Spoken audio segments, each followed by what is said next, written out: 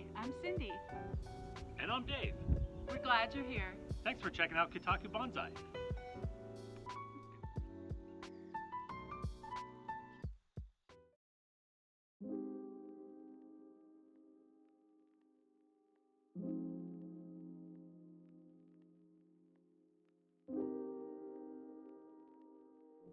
Bonsai does a lot of things to people. I mean, some people use it as therapy. Some people love to wire trees. Some people hate to wire trees. Probably the worst thing in bonsai is people taking the wire off the trees.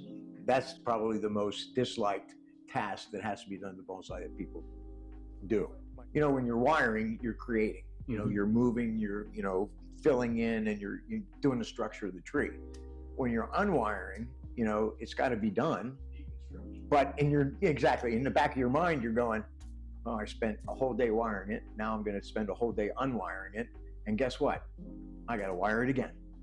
I've been to Japan 18 times. I spent months and months there over the years. If you figured out the amount of time I stayed there, it's as much as somebody that gets a regular 5-year apprenticeship. 2 months, a week, depending on, what my schedule was like in life. Sure. I couldn't do a full apprenticeship because, I was married, had a baby, and had a mortgage, and you just can't do it.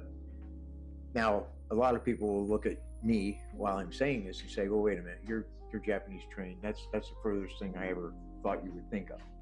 And it is in retrospect.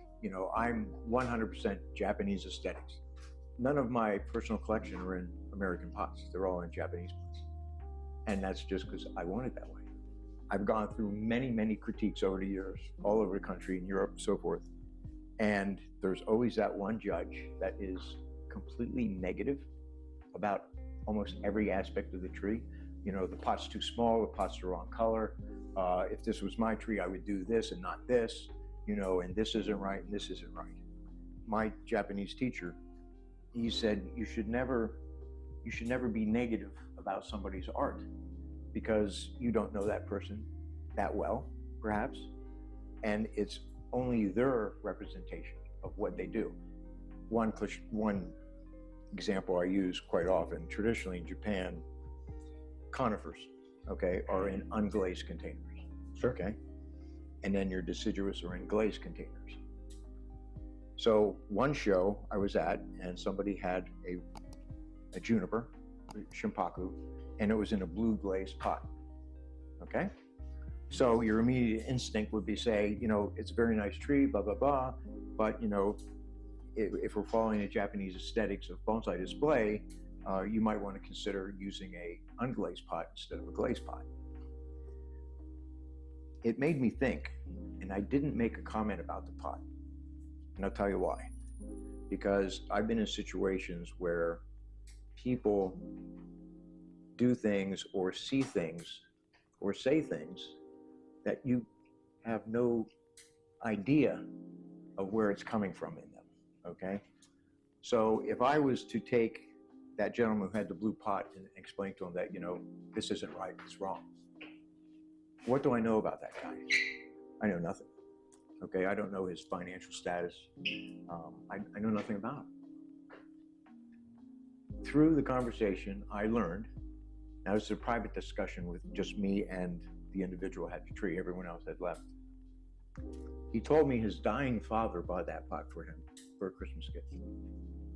Okay? Yeah. So how can you, in your heart, tell that guy he's wrong, right? So for me, that's a big, big, important part of understanding people and not jumping to conclusions, never judge a book by its cover, and so on and so forth. So here, at Three Mountain Bonsai School, it's to, I guess we could say, maybe surpass basic bonsai.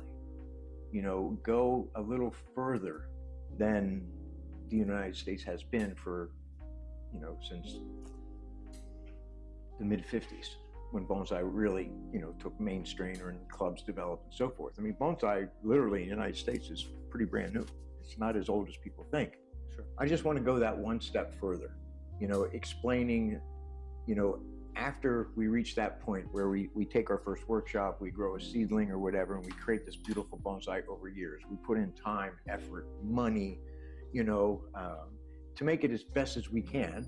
And then it gets to that point where it's like, oh, I think I might be able to exhibit this in a club exhibition or something, And you do that the first time, and it's a good feeling because everybody is admiring your work that you put your heart and soul into, I just want to educate, share my experiences with people that I've had the blessing to do, and just make bonsai more popular and happy. And, bonsai does a lot of things to people, but I just want people to, learn bonsai, progress in bonsai, and try to take it a little further than your deck or your backyard.